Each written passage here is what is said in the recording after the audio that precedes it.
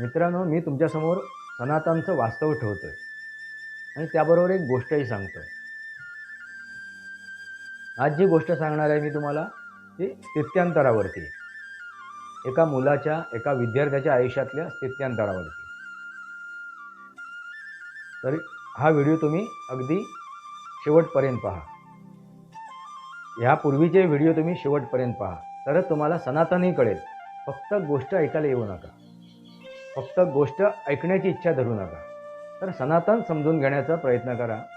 कारण आपल्याला जर ह्या भूतलावरून अधर्म संपवायचा असेल तर वास्तव समजून घेणं गरजेचं आहे. हे जे आज चालू आहे ना, ह्या सामान्य जीवनामध्ये आपल्या ज्या काय लढाया चालू आहेत, युद्ध चालू आहेत, ज्या काय गोष्टी चालू आहेत, त्या गोष्टीच्या मागे एकच कारण आहे, ते म्हणजे धर्म आणि अधर्माची लढाई. तर अधर्माला संपवण्यासाठी आपल्याला वास्तव समजून घेण्याची गरज आहे. ते वास्तव जर सर्वांना कळलं तर अधर्म आपोआप संपून जाईल. आपोआप संपून जाईल. तो पूर्ण नष्ट होईल की नाही हे मी सांगू शकत नाही. तो पूर्ण नष्ट होईल की नाही सांगू शकत नाही. कारण भगवान श्रीकृष्ण स्वतः होते. त्याच्यानंतर त्यांनी धर्माची नाश केला आणि धर्म स्थापित केला. त्यानंतरही हा अधर्म पूर्ण समूळ नष्ट झालेला नाही. तर आपण जी कार्य करतोय, कर्म करतोय, याच्यातून अधर्म पूर्ण समूळ नष्ट होईल याची आपण विचार न करता आपल्याला अधर्म जेवढं संपवता येईल, जेवढं नष्ट करता येईल आणि धर्माची व्याप्ती वाढवता येईल तेवढा आपण प्रयत्न करू.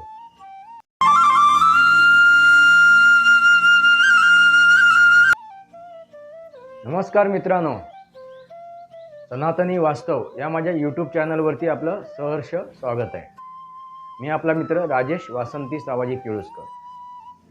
मित्रांनो, आपण नेहमीप्रमाणे सनातनचं वास्तव समजून घेतोय. सनातनचं वास्तव समजून घेतोय.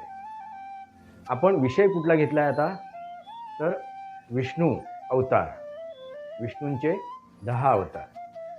भगवान विष्णूंचे 10 अवतार. मित्रांनो, हे अवतार जे आहेत ना, ते सृष्टीचं स्थित्यंतर कसं घडलं गेलं, सृष्टीचं स्थित्यंतर कसं घडलं गेलं हे दर्शवण्यासाठी हे एक प्रतीक स्वरूपात दाखवलं गेलं आहे. एक प्रतीक स्वरूपात दाखवलं गेलं आहे की सृष्टीचं स्थित्यंतर कसं घडत गेलं, सृष्टी निर्मिती कशी झाली आणि हळूहळू त्याचं स्थित्यंतर कसं घडत गेलं. यासाठी हे प्रतीक स्वरूपात आपल्याला, सांकेतिक स्वरूपात आपल्याला समजवण्याचा प्रयत्न केलेला आहे. आपल्याला हे समजवण्याचा प्रयत्न केलेला आहे. आपण पौराणिक कथा जी म्हणतोय म्हणजे तो इतिहास. पौराणिक कथा म्हणजे इतिहास आपण समजू. तो इतिहास सांगताना थोडंसं मनोरंजक, रंजक, रहस्यमय, अकल्पनीय अशा गोष्टी त्याच्यात काय केल्या आहेत, सम्मिलित केले आहेत. अशा गोष्टी त्याच्यात सम्मिलित केलेल्या आहेत. कारण अशा कथा किंवा अशा गोष्टी किंवा असा इतिहास वाचताना आपल्याला थोडंसं एक उत्कंठा निर्माण होईल. आपल्याला उत्कंठा निर्माण होईल. म्हणून उत्कंठेपोटी तो इतिहास आपण वाचू. पण आपण त्याच्यातला एक मुद्दे उचलायचे, त्याच्यातला सार उचलायचा आहे, त्याच्यातले उद्दिष्ट उचलायचं आहे आणि ते समजून घ्यायचं आहे. त्याच्यातलं उद्दिष्ट आणि उद्देश काय आहे, तर स्थित्यंतर कसे घडलेले आहेत. बाकीच्या गोष्टीवर आपण जास्त विचार करूया नको, जास्त त्याच्यावरती जाऊया नको. मी मागच्या व्हिडिओमध्ये बऱ्याचशा गोष्टीचा उल्लेख केलेला आहे. आज आपण चर्चा करणार आहोत मत्स्य अवताराबद्दल. मित्रांनो, तो इतिहास किंवा ती पौराणिक कथा आहे, त्या कथेनुसार त्या कथेनुसार या पृथ्वी तलावरती महाभयंकर प्रलय येणार होता आणि त्या प्रलयातून मनू म्हणजे प्रथम मनुष्य असं आपण त्याला समजतो. तर त्या प्रथम मनुष्याला काय करायचं आहे, त्या प्रलयातून सर्व जीवांना, जे सजीव आहेत ज्या धरतीवरती स्थित आहेत, जमिनीवरती स्थित आहेत, अशा प्रत्येक सजीवांना, म्हणजे वनस्पतींपासून अगदी मनुष्य प्राण्यापर्यंत सर्वांना वाचवायचं आहे या प्रलयातून. कारण पुढच्या येत्या काळामध्ये त्याचं अस्तित्व हवं आहे. नाहीतर पूर्ण सृष्टीचा जर विनाश झाला तर परत ते घडवायला वेळ जाईल. हा त्याच्या मागचा उद्देश आहे. म्हणून त्याच्या स्वप्नात विष्णूंनी येऊन सांगितलं की असा हा प्रकार होणार आहे, हे वादळ येणार आहे, हे प्रलय येणार आहे आणि तुम्हाला हे वाचवायचं आहे, असं मनूला त्यांच्या स्वप्नात येऊन सांगितलं. तर त्यासाठी त्यांनी जहाज बनवला आणि त्या जहाजावरती सर्व प्रत्येक जाती म्हणजे कुठली, म्हणजे तुळशी, आपण जर वनस्पती घेतली तर तुळशीची जात एक, पिंपळाची जात एक. मला काय म्हणायचं तुमच्या लक्षात आलं असेल. तर अशा प्रत्येक जातीच्या काही सजीवांना त्यांनी त्या बोटीवर स्थान दिलं. म्हणजे आता सिंह असतील तर सिंह जातीचे काही, मनुष्य प्राण्यामधले काही लोकांना, अशा प्रत्येक जातीच्या प्राण्यांना त्यांनी त्या नावेवरती जागा दिली. आणि ज्यावेळी प्रलय आला, त्या प्रलयात ती नाव वाहून जायला लागली, डगमगायला लागली, त्यावेळी देवमासा आला. देवमासा मत्स्य स्वरूपात विष्णू आले आणि त्या वादळातून, त्या प्रलयातून त्या नावेला त्यांनी वाचवलं. अशी ती गोष्ट आहे. मत्स्य स्वरूपात येऊन, म्हणजे देवमासाने, आपण म्हणून त्याला देवमासा म्हणतो. मित्रांनो लक्षात आलं का, देवमासा आपण का म्हणतो? तर आपण काय म्हणतो त्याला, कारण का, तर ते मत्स्य स्वरूप आहे, विष्णूचा अवतार. ही झाली गोष्ट मित्रांनो. मग मला एक सांगा, मी मागच्या व्हिडिओमध्ये जे म्हटलंय, ज्याचे उल्लेख केले की सृष्टीचा जन्म कुठून झाला, तर ह्याच्या अगोदर सृष्टी होतीच, सजीव होतेच. याचा अर्थ काय, ह्याच्या अगोदर सजीव होते, सगळे प्राणी मात्र होतेच, प्रत्येक जाती होत्या. या जाती आता नष्ट केलेल्या आहेत. आताच्या वर्तमान काळातल्या मनुष्य प्राण्याने बऱ्याचशा प्राण्यांच्या जाती, बऱ्याचशा पक्ष्यांच्या जाती, बऱ्याचशा वनस्पतींच्या जाती नष्ट केलेल्या आहेत. विविध प्रकारचे जे वनस्पती होत्या, त्या बऱ्याचशा जाती ह्या भूतलावरून नष्ट झालेले आहेत. त्याचे पेशीच नष्ट झालेले आहेत, त्यांचं अस्तित्व संपलेलं आहे. आणि हळूहळू त्याच दिशेने आपण जातोय. ठीक आहे, हा विषय आपण नंतर बोलू. तर महत्त्वाचा विषय काय आहे की ह्याच्या अगोदर मग सृष्टी होती ना. म्हणजे सगळं मनू हा मनुष्य आहे, इतर प्राणी सुद्धा दाखवले त्याच्यात, त्या गोष्टीमध्ये, त्या कहाणीमध्ये, त्या इतिहासामध्ये इतर प्राणी सुद्धा दाखवले, इतर वनस्पतीही दाखवले, त्यांचंही संबोधन केलेलं आहे. मग हे पूर्वी होतं, हे प्रलय यायच्या अगोदर, म्हणजे अवताराच्या पूर्वी हे होतं. मग तिथूनच अवतार सुरू झाला का? तर नाही मित्रांनो. सृष्टीचा जन्मता, सृष्टीला जन्म घालणारा आणि त्याला जगवणारा आणि त्याचं ऱ्हास करणारा, हे आपण तिघांची आपण ओळख करून घेतलेली आहे मागच्या व्हिडिओमधून. त्याची मी उल्लेख केलेले आहे. ब्रह्मा, विष्णू, महेश. मग ब्रह्माने सृष्टी जन्माला घातली होती.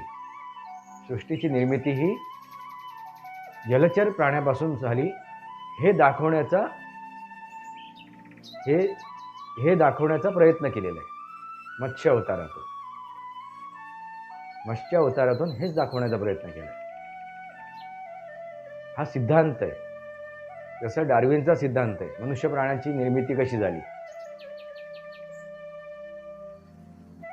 तसंच हा सनातनी जे काही ऋषीमुनी आहेत, सनातन म्हणजे जे कुठून सुरुवात झालं आणि कुठे संपणार सांगू शकत नाही असं सनातन. ते अनंत आहे. या सृष्टीच्या निर्मितीपासून हे सनातन आहे. मग सृष्टीची निर्मिती कधी झाली? तर जलचर प्राणी आणि जलचर वनस्पतीपासून, आणि हळूहळू त्याची पुढे स्थित्यांतरं घडत गेलेली आहेत. हळूहळू त्याची स्थित्यांतरं घडत गेलेली आहेत. म्हणून काय विषय केला आहे की मासा. सर्वसामान्यांना समजणारी गोष्ट म्हणजे मासा. आपल्या रोजच्या आहारात सुद्धा तो विषय येतो. म्हणून सर्वसामान्यांना समजण्यासारखी गोष्ट म्हणजे तो मासा. मासा हे प्रतीक म्हणून हे चिन्ह सांकेतिक भाषेत समजावण्याचा प्रयत्न. मित्रांनो, लक्षात आलं का? पहिला अवतार आहे तो मत्स्य स्वरूप आहे. याचा अर्थ आहे की सुरुवातीचं सृष्टीची निर्मिती हे मत्स्य स्वरूपात झाली. याचा अर्थ आहे की सुरुवातीची जी सृष्टी निर्माण झाली, जीव निर्माण झाला, हा कुठे झाला तर पाण्यात झाला. पाण्यापासून हा जीव निर्माण झाला. पाणी हे एनर्जी आहे, एक ऊर्जा आहे. जसं मी म्हणालो, पाणी, अग्नी आणि वायू ह्या ऊर्जा आहेत. त्या ऊर्जेतून ही सृष्टी पहिली निर्माण झाली. कारण आपल्या शरीरात सुद्धा 70% पाणी आहे. आपल्या शरीरात सुद्धा 70% पाणी आहे. याचा अर्थ लक्षात घ्या. सृष्टीची निर्मिती कुठून झाली तर पाण्यापासून, पाण्यामधल्या जीवांपासून, पाण्यामधल्या सजीवांपासून. ते म्हणजे जलचर प्राणी आणि जलचर वनस्पती. आणि त्याच्यानंतर स्थित्यांतर होत गेले. आणि ते 10 स्थित्यांतर आपल्याला दाखवलेले आहेत. 10 अवतार म्हणजे 10 स्थित्यांतर. मित्रांनो, लक्षात आलं असेल तुम्हाला. मी तुम्हाला गोष्ट सांगत नाहीये, हे समजून घ्या. मला काय लक्षात आणून द्यायचं तुमच्या, तर सनातन मते, सनातन संस्कृतीमध्ये सिद्धांत कुठल्या प्रकारे सांगितलं आहे तर सृष्टीची निर्मितीपासून निर्मिती होत गेली याचं स्थित्यांतर त्यांनी दाखवलं आहे. मत्स्य स्वरूप, कासवाचं स्वरूप, वराहाचं स्वरूप, असं करत करत 10व्या स्वरूपापर्यंत स्थित्यांतर घडलेली आहे. तर डार्विनचं जे हे आहे, थ्योरी आहे, डार्विनचा जो सिद्धांत आहे, त्याला आपण बाजूला करूया. तो काही कामाचा नाही आहे. त्याच्यात किती वास्तवता आहे, किती सत्यता आहे ते जाणून घ्यायची माझी इच्छा नाही.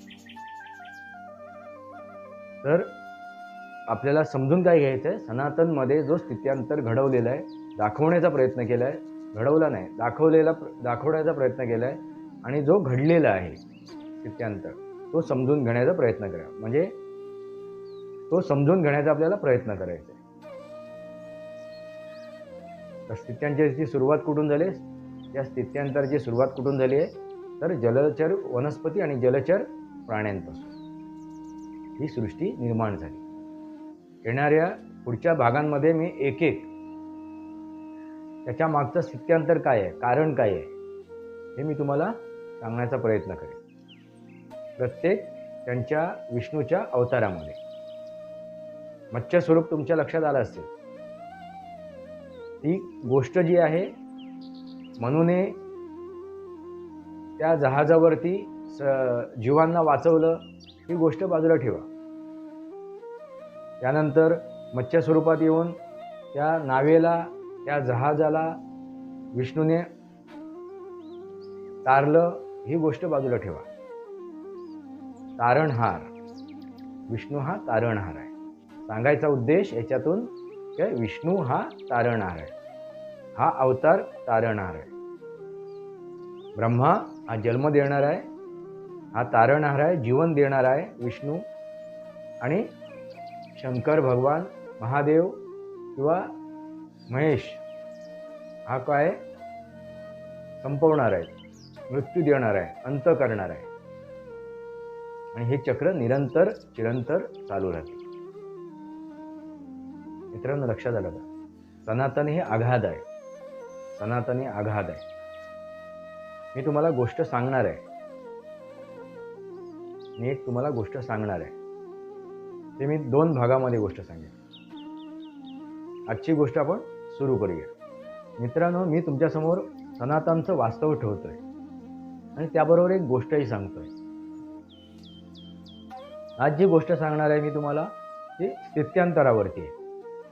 एका मुलाच्या, एका विद्यार्थ्याच्या आयुष्यातल्या स्थित्यंतरावरती. तर हा व्हिडिओ तुम्ही अगदी शेवटपर्यंत पहा. ह्यापूर्वीचे व्हिडिओ तुम्ही शेवटपर्यंत पहा, तरच तुम्हाला सनातनही कळेल. फक्त गोष्ट ऐकायला येऊ नका. फक्त गोष्ट ऐकण्याची इच्छा धरू नका. तर सनातन समजून घेण्याचा प्रयत्न करा. कारण आपल्याला जर ह्या भूतलावरून अधर्म संपवायचा असेल तर वास्तव समजून घेणं गरजेचं आहे. हे जे आज चालू आहे ना, ह्या सामान्य जीवनामध्ये आपल्या ज्या काय लढाया चालू आहेत, युद्ध चालू आहेत, ज्या काय गोष्टी चालू आहेत, त्या गोष्टीच्या मागे एकच कारण आहे, ते म्हणजे धर्म आणि अधर्माची लढाई. तर अधर्माला संपवण्यासाठी आपल्याला वास्तव समजून घेण्याची गरज आहे. ते वास्तव जर सर्वांना कळलं तर अधर्म आपोआप संपून जाईल. आपोआप संपून जाईल. तो पूर्ण नष्ट होईल की नाही हे मी सांगू शकत नाही. तो पूर्ण नष्ट होईल की नाही सांगू शकत नाही. कारण भगवान श्रीकृष्ण स्वतः होतेच. त्याच्यानंतर त्यांनी धर्माची नाश केला आणि धर्म स्थापित केला. त्यानंतरही हा अधर्म पूर्ण समूळ नष्ट झालेला नाही. तर आपण जी कार्य करतोय, कर्म करतोय, याच्यातून अधर्म पूर्ण समूळ नष्ट होईल याची आपण विचार न करता आपल्याला अधर्म जेवढं संपवता येईल, जेवढं नष्ट करता येईल आणि धर्माची व्याप्ती वाढवता येईल तेवढा आपण प्रयत्न करू.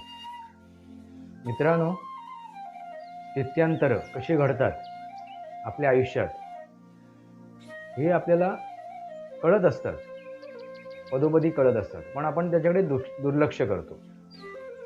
मी एक स्थित्यंतरचा ती एक प्रकार सांगतोय, एक वेळ सांगतोय, एक इतिहास सांगतोय. स्थित्यंतर कसं घडत गेलं, एक गोष्ट तुमच्यासमोर ठेवणार आहे, एक इतिहास तुमच्यासमोर मांडणार आहे. तो इतिहास असा आहे: निवृत्ती, ज्ञानदेव, सोपान मुक्ताबाई, एकनाथ, नामदेव, तुकाराम. ही स्थित्यंतर आहे. निवृत्ती, ज्ञानदेव, सोपान, मुक्ताबाई, एकनाथ, नामदेव, तुकाराम. हे स्थित्यंतर आहे. याच्यावरून आपण एक गोष्ट मी तुम्हाला सांगणार आहे. ही स्थित्यंतर पहिलं समजून घेऊया. ही गोष्ट सुरू व्हायच्या अगोदर ही स्थित्यंतर आपण समजून घेऊया. ही स्थित्यंतर काय आहे? सुरुवात काय आहे तर निवृत्ती.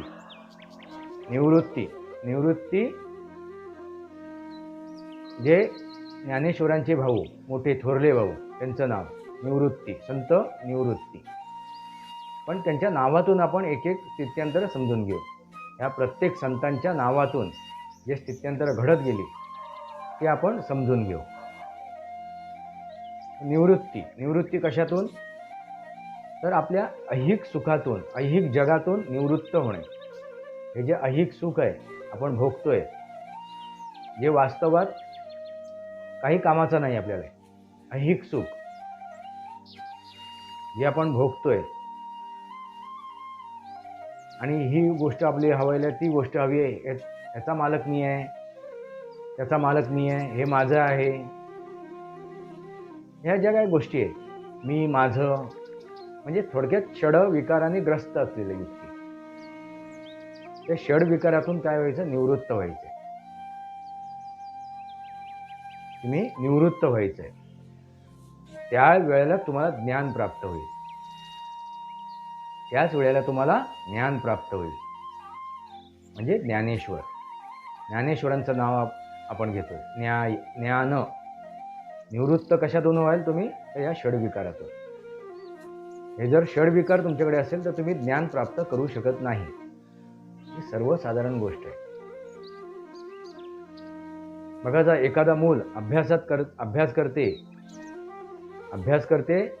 आणि चांगल्या मार्काने उत्तीर्ण होते. त्यावेळी ते मूल ते विद्यार्थी ह्या सर्व षड्विकारातून निवृत्त झाला असते. आणि त्याचं फक्त लक्ष कुठे असते तर त्या अभ्यासावरती, त्या विद्यार्जनावरती, विद्या अर्जन करण्यामध्ये त्याचं फक्त लक्ष असते. म्हणून तो चांगल्या मार्काने उत्तीर्ण होतो. म्हणजे काय, त्यांनी बाकीचं मला काय खेळायला मिळेल, मला आज आई काय जेवायला वाढेल, मला काय कुठे फिरायला मिळेल, मला काय काय मिळेल, मला ऐहिक सुखात काय कसं लोळता येईल, ह्या गोष्टीतून तो निवृत्त होतो.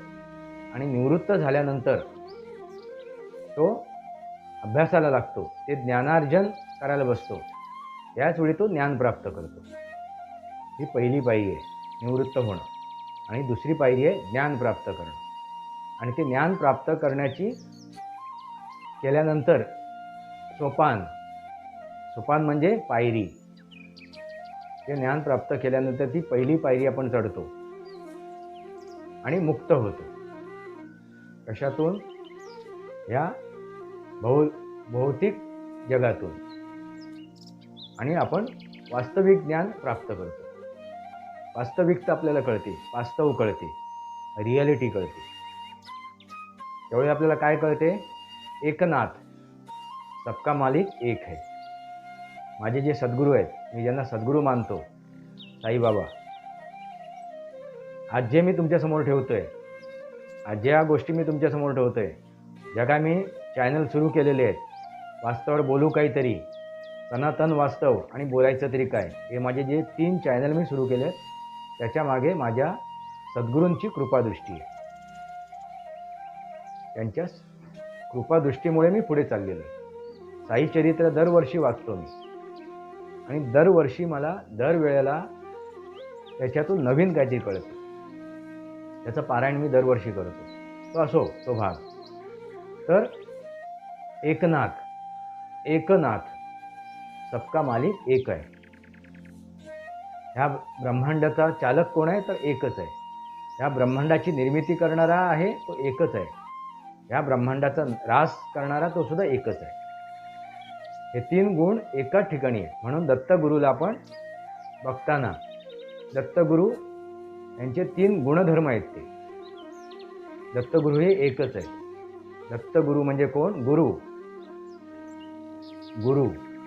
ह्या देशाला, ह्या जगाला, ह्या सृष्टीला, ह्या जीवाला, ह्या जीवनाला चालवणारा म्हणजे तो एक गुरु. ती ऊर्जा म्हणजे ती ब्रह्मांड. एकनाथ. नामदेव त्याला आपण नाम दिलेलं आहे. त्या एकनाथाला आपण नाम दिलेलं आहे. मग ते कोणी कोणाच्या कुठल्याही स्वरूपात बघू शकतो. कोणाला विष्णू स्वरूप आवडते, कोणाला शंकर स्वरूप आवडते, कोणाला ब्रह्म स्वरूप आवडते, कोणाला महालक्ष्मी आवडते, कोणाला महाकाली आवडते, कोणाला अंबामाता आवडते. आपण त्यांना नावं दिली. मित्रांनो लक्षात आलं का? कोणाला कृष्ण आवडतो, कोणाला राम आवडतात, कोणाला परशुराम आवडतात. जसं ज्याला भावेल तसं त्याला पावेल. नामदेव, मग आपण त्यांना नाव दिलेलं आहे. ह्या विविध जे आपण स्वरूप बघतो त्यांना आपण नावं दिलेली आहेत. मित्रांनो लक्षात आलं का? ही नावं दिलेली आहेत. आणि शेवटी काय? तुकाराम, म्हणजे तू का राम नव्हेस. त्याचा अर्थ तू का राम नव्हेस म्हणजे सगळं फिरून आल्यानंतर आपण कुठे पोचतोय? स्वतःकडे. अहम ब्रह्मास्ती, तुझा आहे तुझं पाशी, परी जागा चुकलाशी. म्हणजे तुझ्यातच तो परमेश्वर नांदतोय. तू शोधायला कुठे निघालायस? तर जगामध्ये. म्हणून तुकाराम महाराज काय म्हणाले? देव शोधाया निघालो, देव होऊनी बसो. हा साधा सरळ सिद्धांत आहे. आणि हे मी सिद्धांताचं काय सांगितलं तुम्हाला? स्थित्यांतर सांगितली. ही स्थित्यांतर सांगितली ह्या सिद्धांताची. कोणती? जे तुम्हाला माहिती आहेत ती. आजच्या ह्या युगातली काही काही वर्षापूर्वीची आहेत ती, काही दशकापूर्वीची आहेत ती, काही दशकापूर्वीची म्हणजे ज्ञानेश्वर माऊलीपासूनची आहेत. निवृत्ती, ज्ञानदेव, सोपान मुक्ताबाई, एकनाथ, नामदेव, तुकाराम ह्या संतांना तुम्ही भजलंय, पूजलंय, त्यांचे विचार तुम्ही ऐकलेले आहेत. म्हणजे ही स्थित्यांतर आहेत मित्रांनो. आपल्या जीवनात ही स्थित्यांतर घडत असतात आणि आपण घडवत असतो आणि आपण यश प्राप्त करत असतो किंवा एखादी आपण लक्ष्य प्राप्त करत असतो. मग ते लक्ष्य कोणतंही असो, परमेश्वर साध्य करण्याचं असो किंवा आणखीन कोणतंही असो, ते लक्ष्य प्राप्त करण्यासाठी आपण लक्ष्मीची पूजा करतो. मित्रांनो, ही झाली मला जी गोष्ट सांगायची आहे त्या अगोदर ही गोष्ट समजणे गरजेचं होतं, म्हणून मी ही गोष्ट तुमच्यासमोर ठेवली. स्थित्यांतर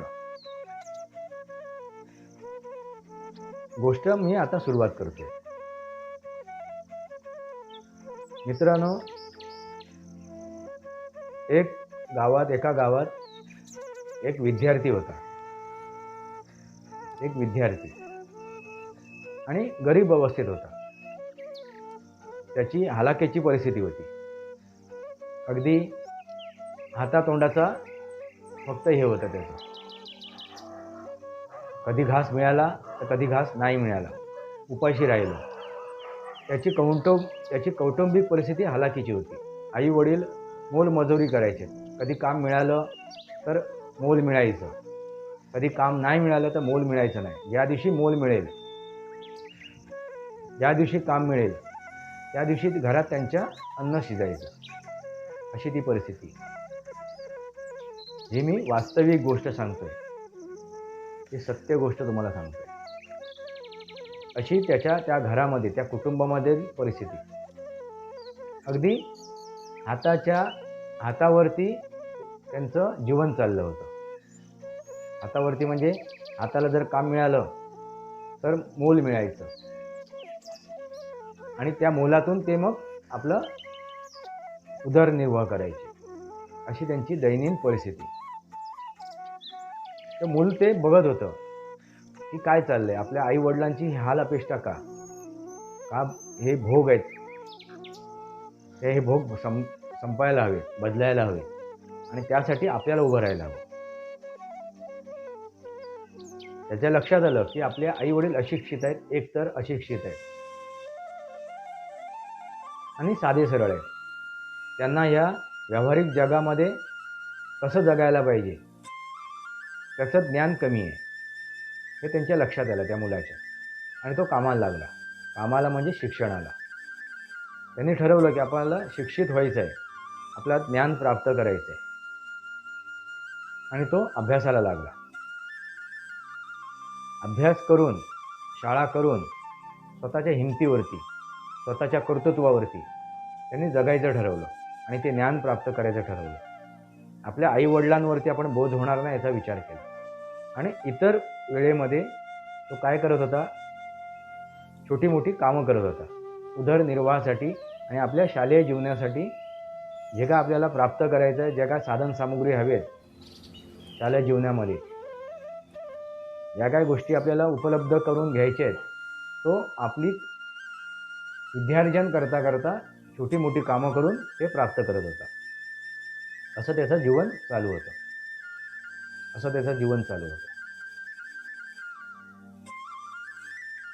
मित्रांनो, याच्या पुढची गोष्ट मी तुम्हाला पुढच्या भागात सांगेन. एवढ्यासाठीच कारण काय आहे, हा व्हिडिओ वाढत जाईल.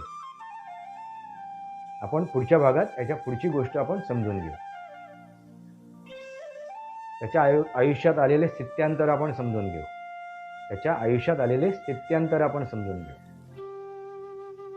सनातनी वास्तव या माझ्या यूट्यूब चॅनलला सबस्क्राईब करा, बेल आयकॉन दाबा.